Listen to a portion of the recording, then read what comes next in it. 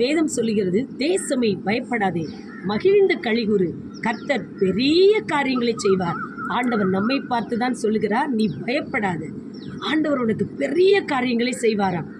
தேவன் தம்மை ஆராதிக்கிற பிள்ளைகளுக்கு சின்ன காரியம் அல்ல, பெரிய பெரிய காரியங்களை செய்கிறார். அன்றைக்கு தன் ஜனத்துக்காக செங்கடலை 2ஆய் பிளந்து போட்டார். அது ஒரு பெரிய காரியம்.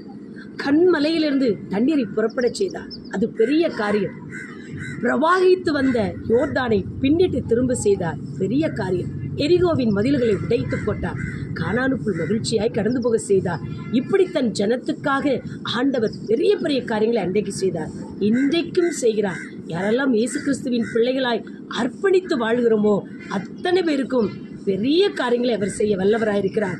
ஆகினாலே உங்கள் பயங்களை எல்லாம் நீங்கள் மாற்றிவிட்டு ஆண்டவர் பக்கமாய் வாருங்கள். உங்கள் பயங்கள் நீங்கும். கர்த்தர் உங்களுக்கு பெரிய காரியங்களை செய்வார். இந்த ஆண்டு உங்களுக்கு ஆசீர்வாதமாய் மாறுவதாக. ஆமென்.